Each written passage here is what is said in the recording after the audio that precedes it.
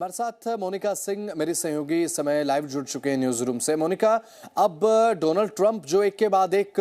अब decision making कर रहे हैं, उनका जो प्रशासन है, उनकी जो डिसीजन मेकिंग टीम है, अब क्या लगता है मोनिका, क्योंकि अब भारत के साथ इस तरीके का फैसला करना कि भारतीय चावल पर अगर आप टैरिफ बढ़ा देते हैं तो कई मायने में ये भारत के लिए तो एक मुश्किल है ही। अब ऐसे में भारतीय और अमेरिका के बीच में जो बायलैटरल रिलेशंस हैं उनको भी क्या ये प्रभावित कर सकता है मोनिका?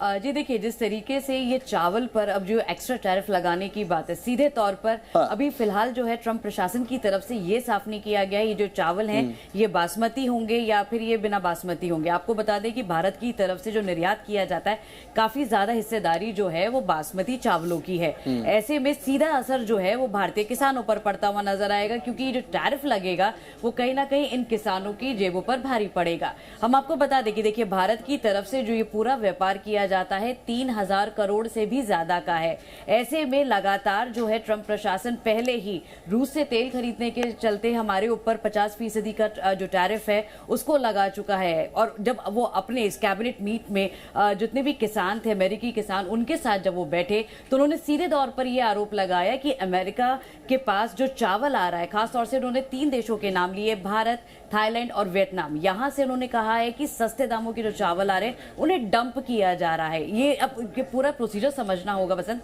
कि जो डंप करने की बात है, इस डंप करने की वजह से जो अमेरिकी किसान हैं जो यहाँ पर उनको काफी ज्यादा नुकसान उठाना पड़ रहा है। एक मार्केट वैल्यू जो है वो अमेरिकी किसानों की जो है सीधे आय पे उनके पड़ते हुए नजर आ रही है। ऐसे में अब ट्रंप प्रशासन यही कोशिश में लगा हुआ है कि भारत और थाईलैंड, वियतनाम, इन तीनों देशों से जो चावल का निर्यात हो रहा है उस पर ज्यादा से ज्यादा टैरिफ लगाया जाए, ताकि इससे सीधा फायदा जो है वो अमेरिकी किसानों को मिले। कहीं ना कहीं ये देखने को जरूर मिल रहा है कि यहाँ पर अमेरिकी किसान जो हैं और जो भारत के किसान हैं, एक यहाँ पे कंपटीशन देखिए जरूर देखने को मिल रहा है कि भारत की तरफ से जो चावल आ रहा है, अमेरिका अब उसको कह रहा है कि वो डंप कर रहे हैं, यानी कि वो ज्यादा मात्रा में भेज रहे हैं, जिससे सीधे तौर पर सप्लाई इतनी ज्यादा हो रही है कि जो दाम है चावलों के वो ज्यादा कम हो गए हैं, और इससे जो अमेरिकी का जो किसान है उसको सीधे तौर पर नुकसान पहुंचता हुआ दिखाई दे रहा है। लेकिन इसमें देखिए पीछे की जो अंदर खाने बात है वो ये भी है कि अमेरिका जो है लगातार भारत पर ये दबाव बनाने की कोशिश कर रहा है कि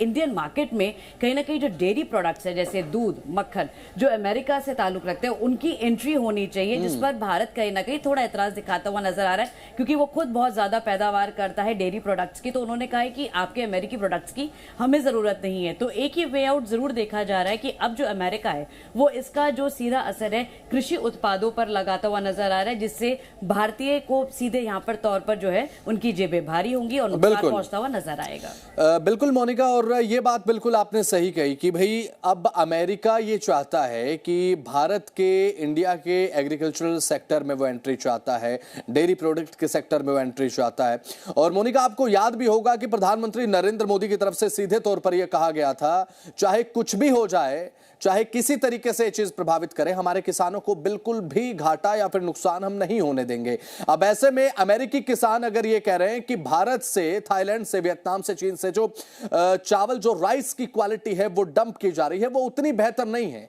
सस्ते चावल चीजों को प्रभावित कर रहे हैं, सस्ती चीजें चीजों को प्रभावित कर रही हैं, तो क्या केवल एक ये चांस मिल चुका है, ये बहाना मिल चुका है ट्रंप को कि हमारे किसानों की ये मांग है, इसलिए हमें ये डिसीजन जो है वो लेना होगा? कहीं ना कहीं ट्रंप का ये पहले भी था कि भारत के एग्रीकल्चरल सेक्टर में एंट्री हो किसी ना किसी तरीके से। अब ये बहाना उन्हें मिल चुका है कि वहां के किसान जो है वो ये मांग कर रहे हैं, इसके बाद ये निर्णय आने वाले समय में संभवतः लिया जा सकता है ट्रंप की तरफ से।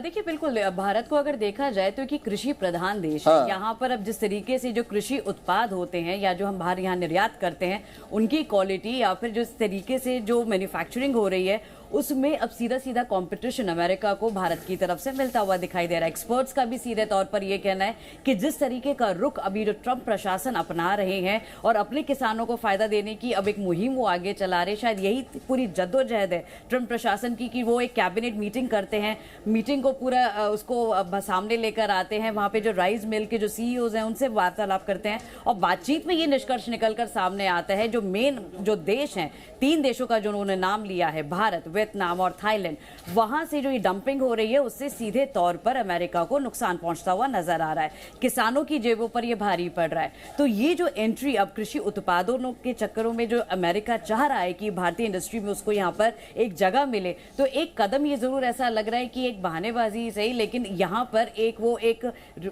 एस्केप रूट लेता हुआ जरूर नजर आ रहा है कि देखिए हमारे जो किसान है वो यहाँ पे लॉस में जा रहे हैं और इस वजह से अब जो डंपिंग हो रही है, सस्ते दामों के जो चावल आ रहे हैं उसको अब कहीं ना कहीं बंद करने की जरूरत है या फिर भारत पर ज्यादा टैरिफ लगाने की जरूरत है, जिसका सीधा असर भारतीय पर पड़ेगा।